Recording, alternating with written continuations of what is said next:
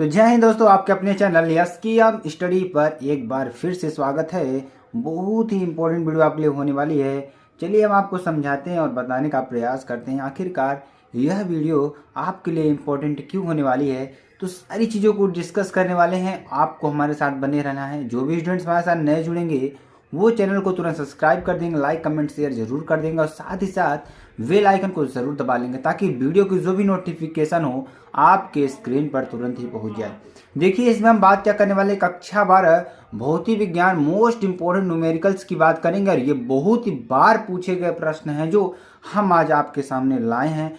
ये प्रश्न ऐसे हैं जो आपके एग्जाम में बहुत बार पूछे जा रहे हैं और बहुत ज़्यादा इसकी डिमांड है। इस 2023 में भी बहुत ज़्यादा पूछे जाएंगे। अगर आप कक्षा 12 की तैयारी कर रहे हैं तो यह वीडियो आपके लिए बहुत ही इंपॉर्टेंट होने वाली है। चलिए, इसकी पीडीएफ भी आपको हम कहाँ देंगे, यस की हम स्टडी टेलीग्राम चैनल और यस की हम studyclasses.com वेबसाइट पर। ठीक है, चलिए यहाँ पर देखिए क्वेश्चन क्या है। क्वेश्चन की बात करेंगे तो एक प्रत्यावर्ती परिपथ में, किसमें, एक प्रत्यावर्ती धारा परिपथ में प्रत्यावर्ती परिपथ धारा का मतलब क्या हो गया। ध्यान दीजिएगा, हम आपको समझाएंगे आज सारी चीजों को।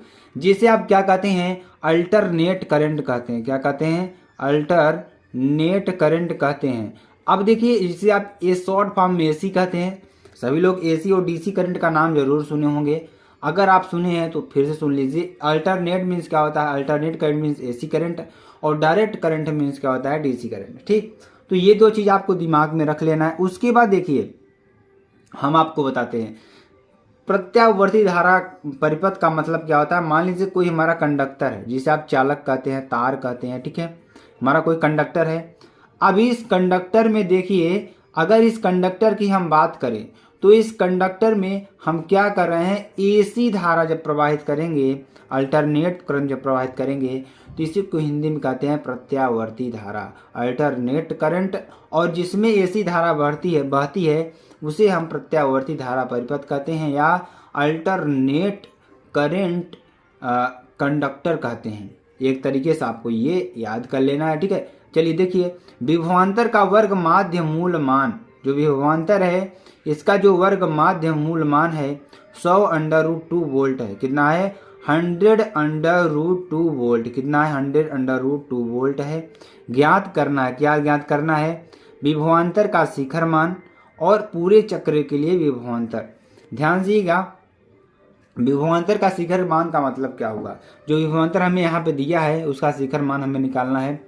तो रूट मीन स्क्वायर वैल्यू, ठीक है, तो हमें निकालना क्या है, यहाँ पर अगर देखेंगे तो V0 निकालना है। V0 आउटपुट होता है। यहाँ पर दिया क्या है, VRMS बराबर दिया है 100√2 वोल्ट। क्या दिया है, VRMS बराबर क्या दिया है, 100√2 वोल्ट या 100√2 वोल्ट। अब देखिए VRMS बराबर क्या होता है, V0/√2 से।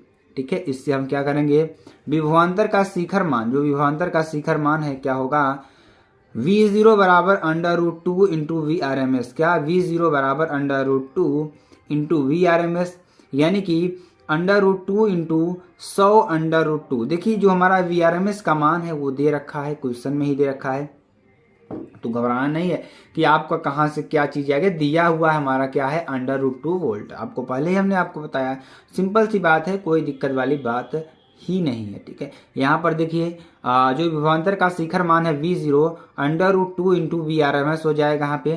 तो √2 इंटू 100√2 बराबर क्या हो जाएगा, देखेंगे यहाँ पे √2 का मल्टीप्लाई √2 में करेंगे तो क्या आ जाएगा, जनरली हमारा 2 आ जाएगा, यहाँ पे √2 नहीं आएगा।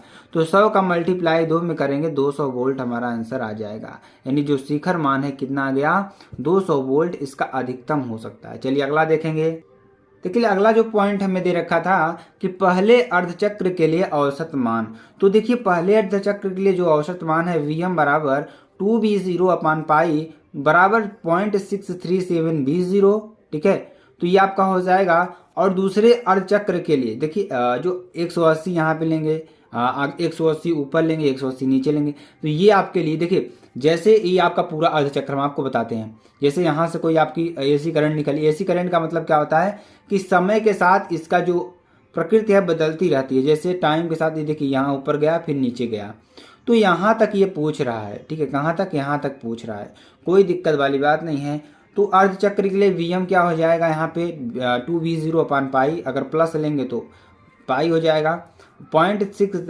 देखिए V0 का मान कितना है 200, जब यहाँ पर हम रख देंगे 2 इंटू 200 बटे 180 इसका हो जाएगा। ठीक है, तो इसको जब हम डिवाइड करेंगे तो क्या होगा यहाँ पे 0.637 वोल्ट। ठीक है, या इसको देखिए पाई को डिवाइड करिए 2 से और V0 को ऐसे ही रखे रहिए। ठीक है, कोई दिक्कत वाली बात नहीं है, इसको आप ऐसे ही रखे रहिए 0.637 आ जाएगा। ठीक है, V0। अब देखिए दूसरे अर्धचक्र के लिए औसत मान क्या हो जाएगा, Vm बराबर -2V0 अपान पाई तो क्या हो जाएगा -0.637 V0 क्या -0.0637 V0। अब देखिए अब यहाँ पे पूरे चक्र के जो औसत मान आएगा हमारा क्या आएगा, ध्यान दीजिएगा, तो क्या आ जाएगा यहाँ पे अगर हम देखेंगे तो हमारा टोटल क्या आएगा 0 आएगा, क्योंकि ऊपर प्लस है नीचे माइनस है, कट करके पूरा 0 हो जाएगा, तो औसत मान क्या आएगा 0 आएगा। तो ये आपको ध्यान देना है। ठीक है, चलिए अगले क्वेश्चन की बात करते हैं। अगला क्वेश्चन देखिए बहुत ही इंपॉर्टेंट ये भी है।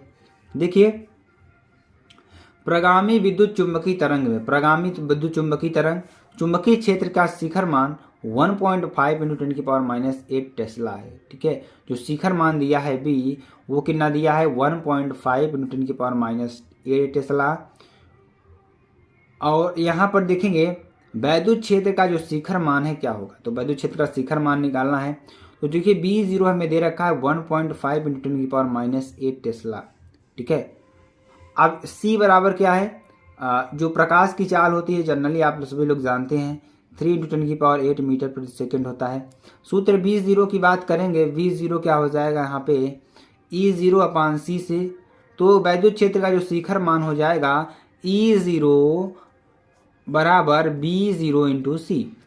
ठीक, तो यहाँ से क्या हो जाएगा 1.5 × 10⁻⁸ इंटू 3 × 10⁸, यहाँ से क्या हो जाएगा 4.5 वोल्ट प्रति मीटर। क्या हो जाएगा 4.5 वोल्ट प्रति मीटर हो जाएगा, जो कि आपके लिए बहुत ही इंपॉर्टेंट है। चलिए आगे आपको बताते हैं।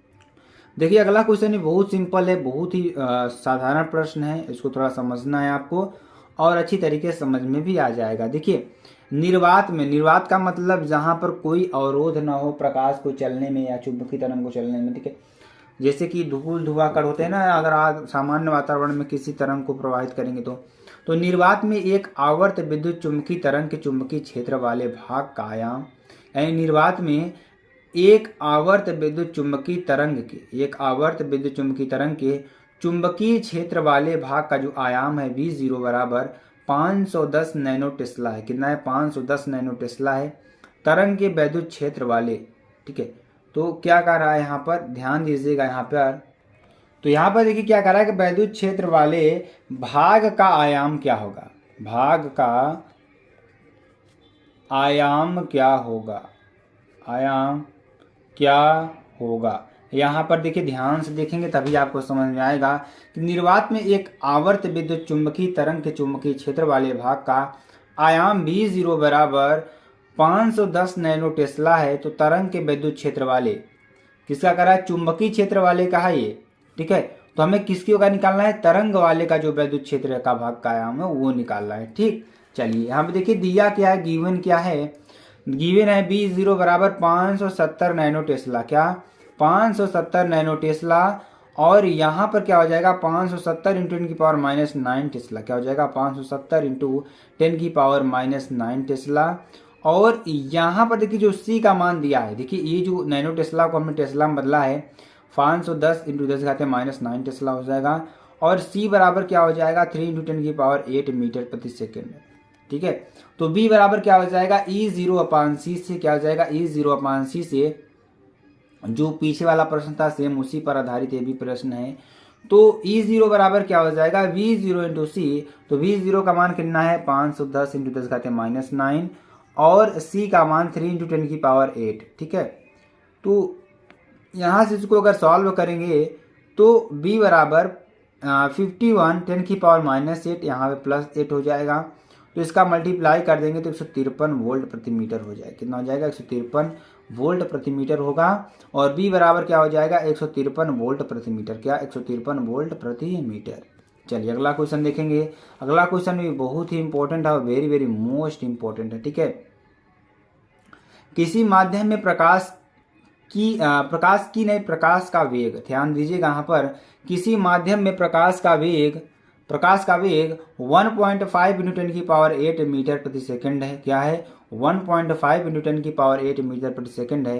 तो इस माध्यम में हवा में जाने वाली किरण के लिए, कहाँ पर, हवा में जाने वाली किरण के लिए क्रांतिक कोण ज्ञात कीजिए। इसका क्रांतिक कोण आपको ज्ञात करना, जो कि आपके लिए बहुत ही इंपॉर्टेंट है। ठीक है, तो ध्यान दीजिएगा, इस प्रश्न को अच्छी तरीके से समझिएगा और समझने का प्रयास करिएगा। अगर आप कक्षा 12 की तैयारी कर रहे हैं तो न्यूमेरिकल का जो पोर्शन होता है आपके लिए बहुत ही इंपॉर्टेंट होता है, तो इसको थोड़ा समझना आपके लिए बहुत ही इंपॉर्टेंट है। v बराबर क्या हो जाएगा c/n, तो n बराबर क्या हो जाएगा c/v। क्या n बराबर c/v, तो v बराबर क्या हो जाएगा 1.5, क्या हो जाएगा 1.5 इंटू 10 की पावर 8 मीटर प्रति सेकेंड। ठीक है, तो v का मान हमने निकाल लिया। अब चलिए आगे थोड़ा और समझाते हैं आपको।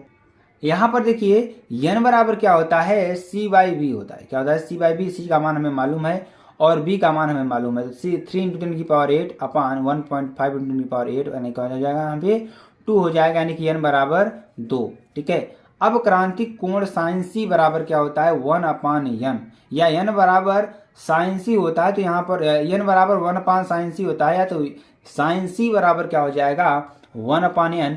तो यहाँ पर n का मान कितना है 2, तो यहाँ पे रख देंगे 1/2 बराबर साइन 30 डिग्री। तो c बराबर क्या हो जाएगा 30 डिग्री। क्या हो जाएगा 30 डिग्री। अब देखिए, अब क्रांतिक कोण 30 अंश है। क्या है 30 अंश होगा, जो कि आपके लिए बहुत ही इंपॉर्टेंट प्रश्न है। तो मेरे प्यारे बच्चों, अगर आपको वीडियो पसंद आती है आप चैनल को लाइक शेयर कमेंट सब्सक्राइब जरूर कर सकते हैं और इसकी पीडीएफ लेना ना भूलें। पीडीएफ आपके लिए बहुत ही इंपॉर्टेंट है, पीडीएफ से भी पढ़िए और अच्छी तरीके से भी अपनी पढ़ाई को करिए। तो फिर मिलते हैं नेक्स्ट वीडियो में नए टॉपिक के साथ, तब तक के लिए जय हिंद जय भारत।